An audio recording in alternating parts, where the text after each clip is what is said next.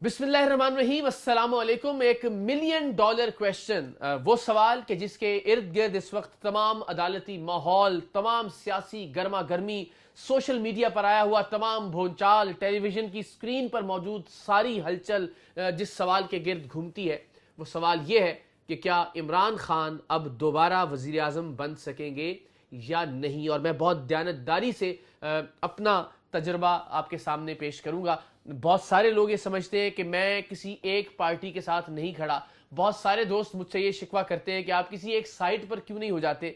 तो मेरा ये जवाब हमेशा होता है कि एक सहाफ़ी का हरगिज़ हरगिज़ ये काम नहीं है कि वो किसी एक जमात के साथ कुल्लियतन मुकम्मल तौर पर उसके नज़रिए के साथ खड़ा हो जाए। जिसकी जो अच्छाई हो वो अच्छाई बयान करे, जिसकी जो बुराई और ख़ामी है वो ख़ामी बयान करे। तो इसी एतदाल के साथ मैं इस सवाल का जवाब भी पेश करने की कोशिश करूँगा।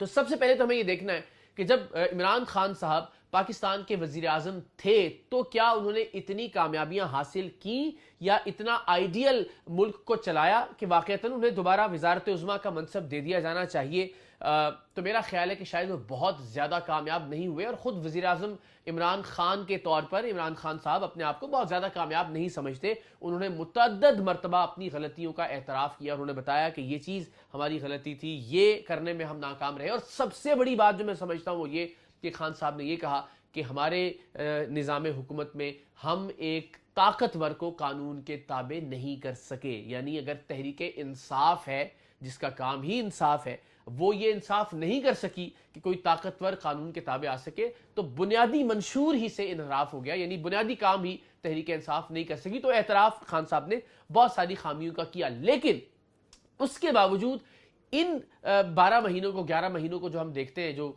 वज़ीर आज़म शहबाज शरीफ के ज़ेर इंतज़ाम मुल्क चला, तो लगता है कि खान साहब का दौर वाक़तन जन्नत था। और ये हमेशा होता है। खान साहब का जब दौर था उससे पहले नवाज शरीफ साहब का दौर हमें जन्नत लगता था कि बहुत, क्योंकि हम उससे पहले जरदारी साहब का दौर भुगत चुके थे। तो उसके बाद हमें लगा कि नवाज शरीफ साहब ने तो कमाल कर दिया। नवाज शरीफ साहब की निस्बतन खान साहब ने, चूंकि नई टीम थी, अभी ज़ाहिर तजर्बाकार टीम नहीं थी और बार बार वो उसका एतराफ़ करते हैं, और कुछ चपकलिशें भी थी। वो ये कहते हैं मैं तो मुल्क चला ही नहीं रहा था, मुल्क तो बाजवा साहब चला रहे थे।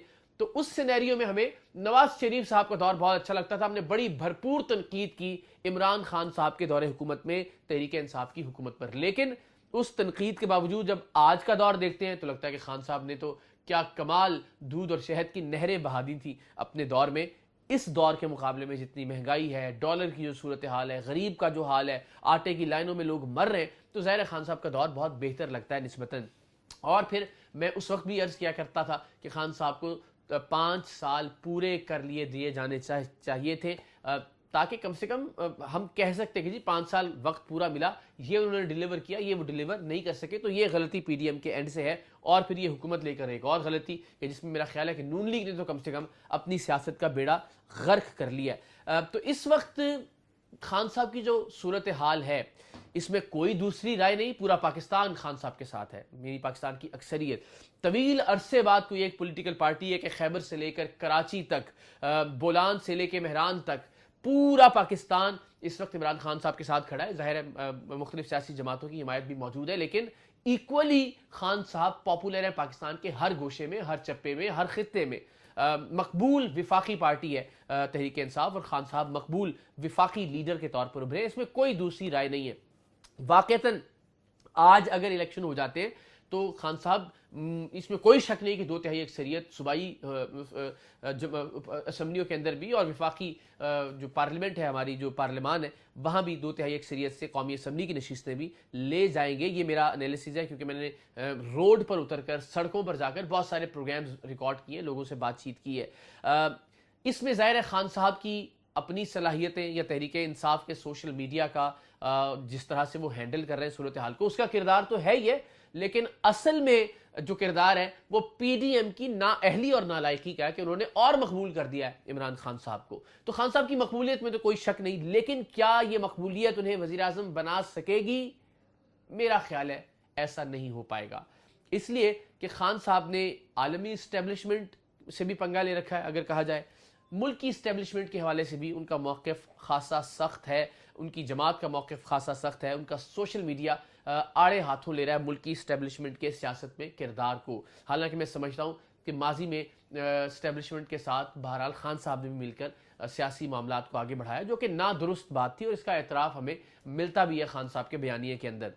لیکن بہرحال وہ چونکہ پیچھے چھوڑا ہے، کوئی بھی پولیٹیکل پارٹی ایسے نہیں ہے جس کا ماضی اسٹیبلشمنٹ سے نہ جڑا ہوا، تو بہرحال یہ ایسا جرم نہیں ہے کہ جو ناقابل معافی ہو. اس سے ہم اگر آگے بڑھیں، اس وقت خان صاحب کا نیریٹو بالکل درست ہے، اسٹیبلشمنٹ کا سیاسی کردار نہیں ہونا چاہیے. لیکن کیا ایسی صورتحال میں کہ جب ملک کی باقی پارٹیاں، اسٹیبلشمنٹ سب ایک جانب ہے، تو کیا خان صاحب کو الیکشن مل جائے گا؟ مجھے لگتا ہے ایسا نہیں ہوگا. الیکشن ہوگا تو کیا خان صاحب اسی شد و مت کے ساتھ الیکشن میں حصہ لے سکیں گے؟ مجھے لگتا ہے ایسا نہیں ہو سکے گا. خان صاحب انتخابات سے پہلے کسی نہ کسی طرح سے کمپرومائز کیا جائے گا. خاکم بدہن، میرے منہ میں خاک. میں کوئی الزام عائد نہیں کر رہا، لیکن ظاہر ہے ان کی جان کو خطرہ بھی ہو سکتا ہے، انہیں جیل بھی ہو سکتی ہے، انہیں نااہل بھی قرار دیا جا سکتا ہے. لیکن میں اس بارے میں پر یقین ہوں کہ عمران خان صاحب کو اس ہی کیفیت میں، اسی مقبولیت کے ساتھ الیکشن لڑنے نہیں دیا جائے گا، یا خان صاحب کی اس ہی مقبولیت کے ساتھ الیکشن نہیں ہونے دیا جائے گا. یہ بات طے شدہ ہے. سو اس کا مطلب ہے کہ وزارت عظمیٰ ملنے کے عمران خان صاحب کو امکانات تقریباً نہ ہونے کے برابر. اب اوورسیز پاکستانی ظاہر خان صاحب کا ایک بہت بڑا اثاثہ ہے، لیکن ظاہر انہیں بھی ووٹ کا حق نہیں مل رہا، جس کے میں بہت ہی زیادہ مخالف ہوں کہ انہیں ووٹ کا حق ملنا چاہیے. ہم ہر مشکل میں اوورسیز پاکستانیوں کی طرف دیکھتے ہیں، جب مدد کرنے کا وقت ہو تو اوورسیز پاکستانی یاد آ جاتے ہیں، اور جب ان کا ووٹ کی شکل میں کردار ادا کرنے کا وقت ہو تو ہم کہتے ہیں کہ جی وہ تو پاکستان چھوڑ کے جا چکے. سو ایک انتہائی ایک منافقانہ بیانیہ ہے میرا خیال ہے. اوورسیز پاکستانیوں کو ووٹ کا حق ملنا چاہیے، لیکن چونکہ خان صاحب کو اس سے مدد ملے گی تو ایسا ماضی مستقبل قریب میں تو ہم ہوتا ہوا نہیں دیکھ رہے ہیں. خان صاحب کو جو منشور آیا، میں بہت سوچ رہا تھا کہ خان صاحب بتائیں، ٹھیک ہے یہ تو کہیں کہ یہ چور ہے، یہ ڈاکو ہے، فلاں یہ، مگر یہ تو بتائیں کہ اب وہ حکومت میں آ کے کیا کریں گے. تو انہوں نے ایک منشور جاری کیا لاہور کے جلسے میں، لیکن میں مایوس ہوا اس سے. وہ باتیں وہی ہیں جو خان صاحب کرتے ہیں، اور تبدیلی انہی سے آ سکتی ہے، اس میں کوئی شک نہیں ہے. لیکن یہ باتیں خان صاحب 2018 کے الیکشن میں بھی یہی باتیں کیا کرتے تھے. انہیں اب یہ بتانا ہے کہ وہ باتیں جو 2018 میں وہ کیا کرتے تھے اور انہیں پورا نہیں کر سکے، اب بھی وہی باتیں کر رہے ہیں، اب انہیں پورا کیسے کریں گے؟ وہ کیا وجہ تھی کہ 2018 کے بعد اس منشور پر عمل نہیں ہو سکا، اور اب ان کے پاس جادو کا کون سا چراغ ہے کہ اب اگر حکومت میں آتے ہیں تو ظاہر ہے اسٹیبلشمنٹ بھی ان کے خلاف ہوگی. اس وقت جو حالات ہیں اس کے مطابق ایک تگڑی ان کو حزب اختلاف کا سامنا بھی ہوگا، ساری کی ساری جماعتیں ان کے مخالف کھڑی ہوں گی اگر وہ حکومت میں آ جاتے ہیں، جس کا میرے نزدیک کوئی امکان نہیں ہے. تو اس منشور کو امپلیمنٹ وہ کس طرح سے کریں گے؟ کیا ایک اور ڈیزاسٹر نہیں ہوگا تحریک انصاف کے لیے بھی، خود عمران خان صاحب کے لیے بھی اور پاکستان کے لیے بھی؟ تو یہ مجھے لگتا ہے کہ یہ بہرحال اس کی وضاحت بھی خان صاحب کی طرف سے آنا بہت زیادہ ضروری ہے.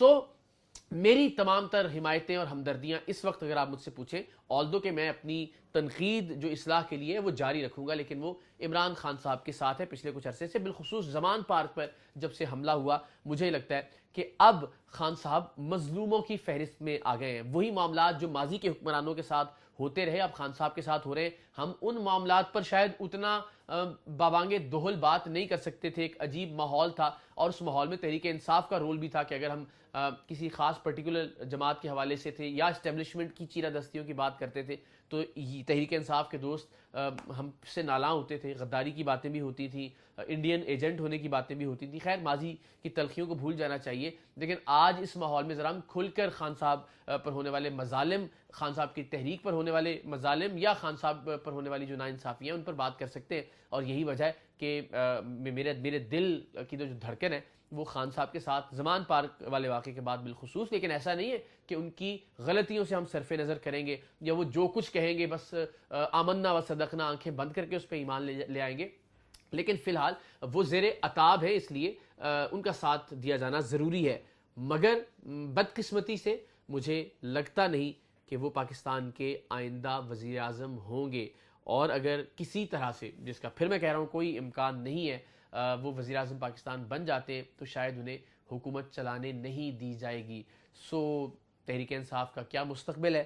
اللہ کرے بہتر ہو. لیکن بہرحال جو دستیاب شواہد ہیں، جو دستیاب حالات و واقعات ہیں، ان کو ذہن میں رکھتے ہوئے ایسا لگتا ہے کہ عمران خان صاحب شاید اب ملک کی سیاست میں آنے والے وقت میں اقتدار کی جو لڑائی ہے اس میں شاید ان کا کردار نہ ہو، اور اگر کبھی ہوا بھی تو شاید اس کو مؤثر طریقے سے وہ ادا نہیں کر سکتے. لیکن یہ بات میں حقائق کے پس منظر میں کر رہا ہوں. میری خواہش کیا ہے یہ شاید اس کے بالکل برعکس ہے. میں چاہتا ہوں کہ جو بھی حکمران آئے وہ ایک اپنا جو مقررہ وقت ہے اس میں بھرپور طریقے سے بغیر کسی مداخلت کے اپنا منشور امپلیمنٹ کرے، پاکستان کی بہتری کے لیے کام کرے جس کے امکانات دکھائی نہیں دیتے۔ بہرحال دعا یہ ہے کہ پروردگار دو عالم وہ کام کرے، وہ فیصلہ کرے جو پاکستان کے لوگوں کے لیے بہتر ہو، پاکستان کے ان لوگوں کے لیے جو اس وقت بھی آٹے کی لائنوں میں لگے ہوئے ہیں، پاکستان کے ان لوگوں کے لیے جن کے پاس اس وقت بھی بجلی کے بل اور بچوں کی فیس دینے کی سکت نہیں ہے، پاکستان کے ان لوگوں کے لیے جن کی سحریاں بھی شاید پانی سے آغاز ہوتی ہیں اور جن کے افطار کے وقت بھی پانی کے سوا کچھ دسترخوانوں پر موجود نہیں ہوتا اور وہ منتظر ہوتے ہیں کہ شاید کوئی اللہ کا بندہ کھانا لے آئے اور وہ اس سے افطار کر سکیں۔ آپ تصور کیجئے ذرا ایک لحظے کے لیے، اب تک جب میں یہ ویلاگ ریکارڈ کروا رہا ہوں 7 لوگ ماہ رمضان المبارک آٹا لینے کی لائنوں میں اپنی جان کی بازی ہار چکے ہیں۔ وہ کسی کا باپ ہوگا، وہ کسی کی ماں ہوگی، بچوں سے ماں یا باپ کہہ کے گئے ہوں گے کہ بیٹا کئی دن سے بھوکے ہیں، آٹا لے کے آئیں گے، آج کھانا پکے گا اور ہم بھرپور طریقے سے افطار کریں گے، لیکن آٹا نہیں آیا، ماں یا باپ کی لاش گھر آئی ہے۔ سوچیے اس کنبے پر کیا گزرتی ہوگی۔ اللہ ان پاکستانیوں پر رحم کرے، پروردگار دو عالم ہماری خطاؤں کو معاف کرے، جو غلطیاں ہم سے ہوئی ہیں بس اللہ کچھ ایسا معجزہ کر دے کہ میرا ملک سیاسی استحکام کی جانب آئے، معاشی استحکام کی جائے، یہاں کے لوگ خوشحال ہوں، یہاں کے لوگوں کی زندگی آسان ہو۔ انشاءاللہ۔ پاکستان زندہ باد۔